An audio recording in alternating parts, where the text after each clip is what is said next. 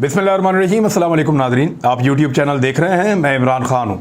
हुकूमत ने वही किया जिसका अंदेशा था, यानी उन्होंने वो पंगा ले लिया जिससे सब उनको मना कर रहे थे, और अब इमरान खान साहब का बहुत बड़ा पॉलिटिकल फ़ायदा हो जाएगा। देखिए, लंदन में एक प्लान बन रहा है। 75 साल पहले इस खित्ते में हुकूमत बरतानिया से बैठकर चलाई जाती थी।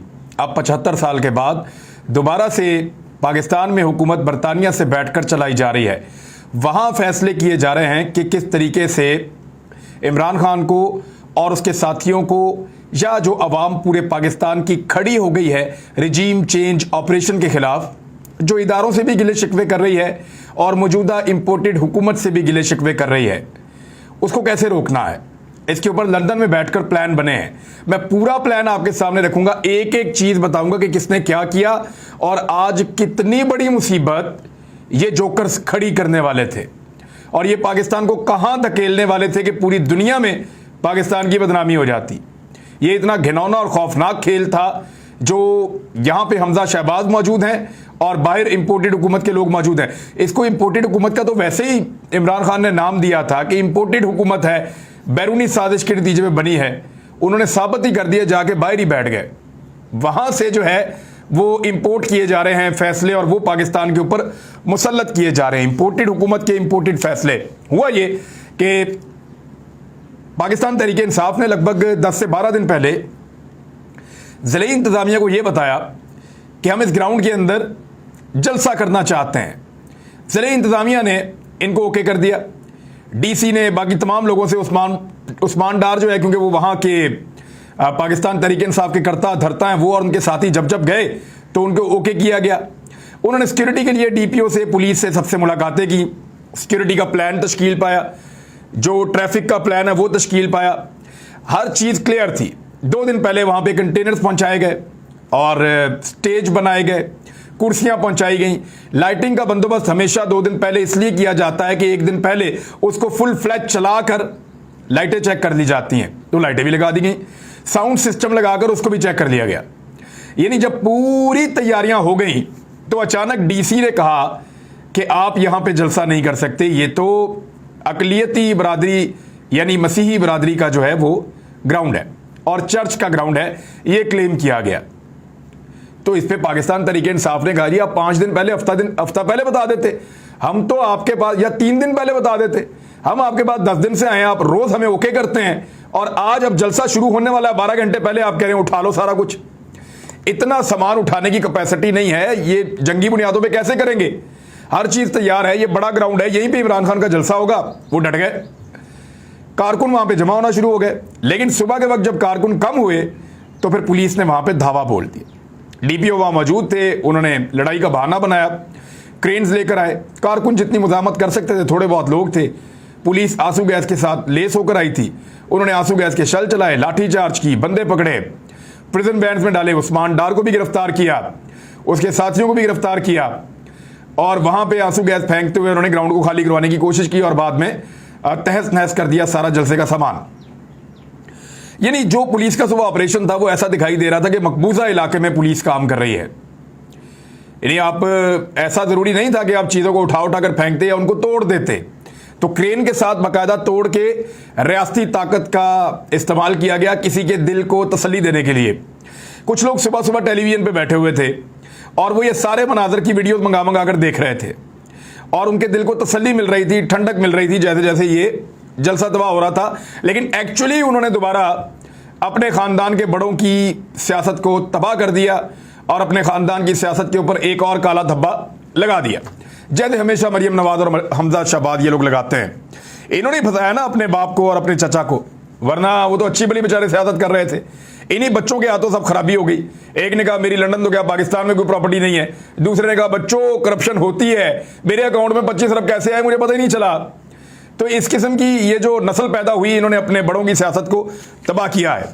बहरहाल मैं आपको असल कहानी अब सुनाने जा रहा हूं कि ये हुआ क्या और हुआ कैसे। मुस्लिम लीग नून ने पहले ही फैसला कर लिया था कि पाकिस्तान तहरीक इंसाफ को सियालकोट में पावर शो नहीं करने दिया जाएगा। पीएमएलएन सियालकोट के कारकुन हैं, एक उनका नाम है एमानुअल नवाब। ये जो नून लीग की क्रिश्चियन लॉयर्स फोरम है उसके सदर हैं, उन्होंने 11 मई को वज़ीर आला हाउस में हमजा शहबाज से मुलाकात की और आखिरी वक्त में पीटीआई के जलसे को पटरी से उतारने के लिए एक साजिश तैयार की। इस मीटिंग का जो एहतमाम है वो किया था खलील ताहिर सिंधु साहब ने, जो सूबाई वजीर बराए अकलियती उमूर PMLN के रहे हैं। उनके अलावा इसके अंदर एक और किरदार है तारिक गिल, इनको भी आप याद रखें, ये PMLN के अकलियती MPA हैं, इन्होंने भी इसके अंदर रोल प्ले किया। ये हदायत कर दी गई DC को PMLN की जानिब से कि इस ग्राउंड में जलसा ना करने दिया जाए, और ये आखिरी वक्त पर की गई। और इससे पहले एक छोटा सा 13 लोगों का एक एहतजाज निकलवाया गया, 13 लोगों का, ज्यादा लोग मौजूद नहीं थे उसमें, 13 लोगों के जरिए से एहतजाज करवाया गया और फिर एक दरखास्त भी दायर करवाई गई और दरखास्त को DC ने बगैर देखे भाले फौरी तौर पर कबूल कर लिया। DC ने सेटअप हटाने का हुक्म भी फौरी तौर पर जारी कर दिया। साइमन जैकब, एक और दरखास्त गुजार ने अदालत में यह कहकर झूठ बोला कि ग्राउंड को कभी किसी सियासी सरगर्मी के लिए इस्तेमाल किया ही नहीं गया। इस झूठ को अदालत ने कबूल कर दिया और सियासी रैली ना होने को यकीनी बनाने का हुक्म जारी कर दिया। पीटीआई ने पहले दरखास्त की हुई थी और आज से 10 दिन पहले से उनकी दरखास्त मंजूर हो चुकी थी। 11 तारीख को PMLN के इजलास ने फैसला किया गया कि पीटीआई को किसी भी तरह से उनका जलसा नहीं करने दिया जाएगा। जैसा कि आज हमने देखा है, जब सेटअप को खत्म करने के लिए हुकूमती मशीनरी का इस्तेमाल किया गया, जिस तरीके से उन्होंने मार धाड़ की, वो सारा कुछ आप देखते रहे हैं। अच्छा, अब कुछ फैक्ट्स हैं मैं आपके सामने रखता हूं। ये जो CTI ग्राउंड है, ये कोई वक्फ इबादत गाह नहीं है, इसका स्टेटस ऐसा नहीं है और ना ही ये चर्च की हुदूद में आता है। ये फैक्ट्स मैं आपको बता रहा हूं। PMLN ने 2014 में और 2013 में 2 मरतबा ख्वाजा आसिफ ने इस ग्राउंड में अपने जलसे किए थे। ये गुलजार साहब हैं, हमारे एक सीनियर जर्नलिस्ट हैं सियालकोट से, उन्होंने कहा मैंने खुद इन जलसों को कवर किया है। आए रोज इसी मैदान के अंदर म्यूजिकल शोज होते हैं, आए रोज इसी मैदान के अंदर शादियां और वहां पे फुल म्यूजिक चलता है, आए रोज इसी मैदान के अंदर मुख्तलिफ मेले ठेले या क्रिकेट के मैचेस वो यहीं पे होते हैं और दीगर जो कम्युनिटी की तकरीबात है वो भी यहाँ पे की जाती हैं। तो इस ग्राउंड को बिल्कुल भी चर्च के साथ नहीं जोड़ा जा सकता। ये एक साजिश के तहत किया गया है, मकामी सहाफियों ने मुझे बताया है। उन्होंने कहा कि ग्राउंड जो है वो सारी रात इसके अंदर नशा आवर अशिया बेचने वाले और उनका इस्तेमाल करने वाले मौजूद रहते हैं। जितने लोगों ने भी पाकिस्तान तहरीक इंसाफ के जलसे को रोकने के लिए दरखास्त की, उन सबका ताल्लुक मुस्लिम लीग नून से था।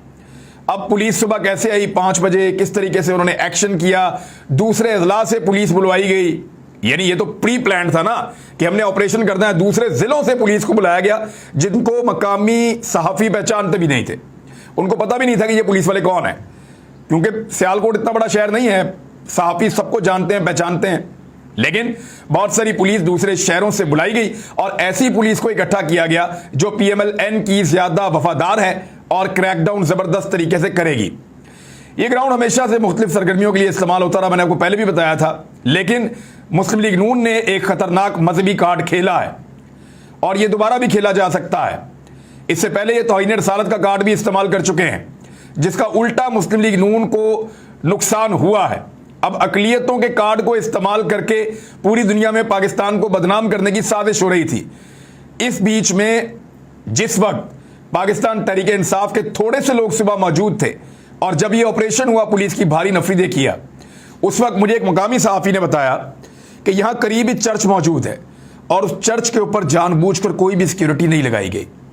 और एक सहाफी ने तो मुझे यहां तक क्लेम किया कि अगर सुबह पाकिस्तान तहरीक इंसाफ के लोग बड़ी तादाद में जमा हो जाते तो PMLN ने ऐसा बंदोबस्त कर रखा था कि चर्च की जानिब से या चर्च वाली साइड से उनके ऊपर उनको उकसाया जाता और जानबूझकर चर्च में नुकसान करके इसको एक मजहबी रंग देकर पाकिस्तान की और पाकिस्तान तहरीक इंसाफ की बदनामी की जाती।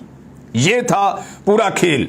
लेकिन पाकिस्तान तहरीक इंसाफ ने सुबह थोड़ी सी मुजामत की और उसके बाद वो इस पूरे गेम को समझ गए और उन्होंने कानून के सामने कोई गैर कानूनी हरकत नहीं की, बल्कि जब उनको गिरफ्तार किया गया तो डंडे लाठियां खाते हुए, आंसू गैस के शेल खाते हुए वो गिरफ्तार हो गए। और अब उस जगह पे जलसा नहीं हो रहा, जलसा हो रहा है एक नई जगह पे और इस नए जलसे के असरात पहले से ज्यादा खौफनाक हो गए हैं। यानी मरियम नवाज ने और हमजा शहबाज ने अपने अपने अब्बू जान का पट्टा फिर से बैठा दिया है। ये हमेशा ऐसा ही करते हैं, ये रंगबाजी उल्टी इनके गले पड़ गई है। पूरा का पूरा सियालकोट आज सारा दिन बाहर निकला रहा, नौजवान सड़कों पे घूमते रहे, हर घर में, गली मोहल्ले में, हर जगह पे इसी के ऊपर बात होती रही। तो इससे बड़ा पॉलिटिकल फायदा आप एक ऐसी जमात को क्या दे सकते हैं जिसने आने वाले दिनों में एक लॉन्ग मार्च करना हो। मैं इसके ऊपर आ जाता हूं कि क्या होने जा रहा है, लेकिन उससे पहले ये कुछ जो मसीह बरादरी के लोग हैं उनके स्टेटमेंट्स आप देख लें। क्रिस्टोफर क्रिस्टी जो हैं ये बड़े अहम रहनुमा हैं, और हकूक गिल मसीह एक और बड़े अहम रहनुमा हैं, खातून रहनुमा हैं, वो भी अपना स्टेटमेंट दे रही हैं जो क्रिश्चियन कम्युनिटी की हैं, और उन्होंने बड़े खुलकर अपने स्टेटमेंट दिए। उनका ये कहना है, ये मसीह बरादरी की एमपीए शनीला रोथ, ये भी एक खातून है, इन तीनों ने पूरा का पूरा भांडा फोड़ दिया है कि कोई ताल्लुक नहीं है इस ग्राउंड का, और ये कोई इस किस्म की चीज़ नहीं है जिसको आप मजहबी जज्बात को भड़काने के लिए इस्तेमाल करें। पीएमएलएन ने ज्यादती की है, ये ग्राउंड चर्च का हिस्सा नहीं है, खेल के मुकाबले और जलसे यहाँ पे होते रहे हैं। सियालकोट कन्वेंशन ग्राउंड कोई मजहबी मुकाम नहीं है। अब ये जिस आदमी ने जाके अदालत में गलत स्टेटमेंट दिया था कि कभी भी यहाँ पे कोई पॉलिटिकल एक्टिविटी नहीं हुई, क्या अदालत उसको बुलाकर तौहीने अदालत लगा के गिरफ्तार करेगी कि अदालत में आकर उसने झूठी गवाही दी है? ये एक बड़ा सवाल है। देखते हैं कि अदालत यहाँ पे कैसा इंसाफ करती है। उस्मान डार वगैरह को पहले गिरफ्तार किया गया था, बाद में हुकूमत ने सरेंडर किया और उनको छोड़ना पड़ गया। पीटीआई ने, क्योंकि जलसागाह मुकम्मल तौर पर तबाह हो गई थी, तो मुतबादिल जगह के ऊपर फौरी तौर पे जलसे का इंतजाम शुरू कर दिया है। अब जो जलसा होने जा रहा है ये उस्मान डार की फैक्ट्री ग्राउंड में होगा, और इसको मुतबादिल जलसागाह के तौर पर तैयार किया जा रहा है। फैक्ट्री ग्राउंड में जलसे के इंतजाम जारी हैं। जलसागाह में, यानी अब जिस वक्त आप ये वीडियो देख रहे होंगे उस वक्त तो जलसा चल रहा होगा। कंटेनर्स, कुर्सियां, लाइटें, पोल्स, ये सारी चीजें वहां पे पहुंचाई गई हैं। और दूसरा जो पहला जलसागाह था उसको जानबूझकर पीएमएलएन ने तबाह किया है। इमरान खान साहब ने अनाउंस कर दिया था पहले कि मैं हर हाल में, यानी ये र्यूमर फैलाई गई, ये अफवाह फैलाई गई और पाकिस्तान के मुख्तलिफ टीवी चैनल्स पर चलाई गई कि इमरान खान ऑनलाइन खिताब कर लेंगे, इमरान खान वीडियो लिंक पे। क्यों? इमरान खान ने कहा कि ये चीज रिकॉर्ड के ऊपर रखें, कोई शक ना रहे। मैं आज सियालकोट जाऊंगा, सियालकोट में हमारी क़यादत और कारकुनों से जो किया गया वो इश्तियाल अंगेज है। मुजरिमों का यह ग्रुप जमानत पर रहा है।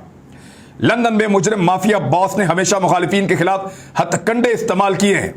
ये इक्तदार में होते हैं तो सुप्रीम कोर्ट पर चढ़ाई, जजेस को रिश्वत देते हैं, हुकूमत में हो तो मॉडल टाउन जैसे सानहे करते हैं। नवाज शरीफ खुद को अमीरुल मोमिनीन करार देने की कोशिश कर रहा है। जब वो अपोजिशन में होते हैं तो जमहूरियत का गलत इस्तेमाल करते हैं, और जब इक्तदार में होते हैं तो जमहूरी उसूलों को मुकम्मल तबाह कर देते हैं। मगर लोग अब उनके खिलाफ खड़े हो चुके हैं।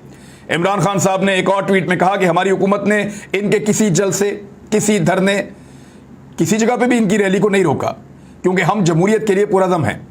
इमरान खान ने कहा कि मैं आज सियालकोट में मौजूद रहूंगा। लोगों से अपील है, फाशिस्ट इंपोर्टेड हुकूमत के खिलाफ इशा की नमाज के बाद निकलें। अवाम इशा की नमाज के बाद अपने इलाकों, शहरों में बाहर निकलें और इनके इस रवैये के खिलाफ एहतजाज करें। तो इमरान खान साहब का मोमेंटम तो पहले ही बहुत तेज जा रहा था, उसको मजीद बढ़ा दिया है आज की इस कार्रवाई ने जो हमजा शहबाज साहब ने की है। और कुछ और भी कार्रवाइयाँ उनकी चल रही हैं, वो मैं आपको फिर बाद में बताऊंगा जो वो अंदर खाने कर रहे हैं। लेकिन एक और फैसला इन्होंने किया है कि पीटीआई के 700 लोगों को इन्होंने शॉर्ट लिस्ट किया है। यानी पीएमएलएन का आप 100 बंदा पकड़ना तो कोई जलसा जुलूस ये नहीं कर सकते, इनके इतने ही मेन लोग हैं, उनको आप पकड़ दे तो फारिग हो जाते हैं। तो अब नून लीग की हुकूमत ने लॉन्ग मार्च से पहले पीटीआई के 700 रहनुमाओं को गिरफ्तार करने का फैसला किया है और उनकी फहरिस्त तैयार कर ली गई है। इमरान खान साहब को भी गिरफ्तार किया जाएगा, और उस हवाले से पाकिस्तान पीपल्स पार्टी ने पहले ही कह दिया है कि कुछ भी करें, इमरान खान को फौरी तौर पर तहवील में लिया जाए, और उनकी वजह से ये मसाइल पैदा हो रहे हैं। पीपल्स पार्टी ने कह दिया है, पीएमएलएन तो पहले ही ये सोच रही है। लेकिन इस बीच में अब पेट्रोल की कीमत एक रिकॉर्ड लेवल पर बढ़ने जा रही है, और ये जो अब पेट्रोल की कीमत बढ़ने जा रही है इसको लोग किसी सूरत बर्दाश्त नहीं करेंगे। पेट्रोलियम मसनूआत की कीमतें जो हैं वो 200 रुपए तक जाने वाली हैं। इन्होंने 70 रुपए लीटर पेट्रोल देना था, याद रखिएगा, मैं आपको बार बार याद दिलाऊंगा, 70 रुपए लीटर पेट्रोल। अगर आपसे कोई 200 रुपए मांगे पेट्रोल पंप वाला तो आपने 70 रुपए देने हैं, 200 नहीं देने, क्योंकि नून लीग की हुकूमत आ चुकी है। फहद हुसैन ने ज्वाइन कर लिया, मेरे डायरेक्टर न्यूज़ रहे हैं, सीनियर जर्नलिस्ट हैं, मैं हमेशा उनका बहुत एहतराम करता रहा हूं। लेकिन मैंने देखा कि उनका मौक़िफ़ एकदम बदलना शुरू हुआ आज से चंद साल पहले, और वो पीएमएलएन के हक में बोलना शुरू हो गए, और उनको इमरान खान की हर चीज़ में गलती नज़र आना शुरू हो गई। वो अपने तजियों में, अपने तहरीरों में हर जगह पे इमरान खान के लत्ते लेते थे, हर जगह पे उसी पर तनकीद करते थे और किसी भी सूरत में PMLN पे तनकीद करने पर तैयार नहीं होते थे। वो एक बड़े सहाफ़ी हैं और अमेरिकन इदारों से उन्होंने तालीम हासिल की है, बैरून मुल्क पढ़ते रहे हैं, गालिबन कोलंबिया यूनिवर्सिटी से पढ़े हुए हैं, बड़े शानदार आदमी हैं। अब इस लेवल का पढ़ा लिखा आदमी, इस लेवल का इंटेलेक्चुअल ये काम करेगा मुझे उम्मीद नहीं थी। जितने बड़े वो सहाफ़ी थे, ये जो ओहदा उनको मिला है ये कुछ भी नहीं है, कुछ भी नहीं है। एक गलत फैसला और एक बड़ा कमज़ोर फैसला फहद हुसैन साहब का, और मुझे इसके ऊपर शदीद अफसोस हुआ है, बहुत अफसोस हुआ है। यानी फहद हुसैन साहब का बहुत बड़ा मुकाम था मेरे दिल में बतौर सहाफ़ी। सिर्फ मैं ये हैरान होता था कि इनको हो क्या गया है, ये तो बिल्कुल ही वन साइडेड हो गए हैं।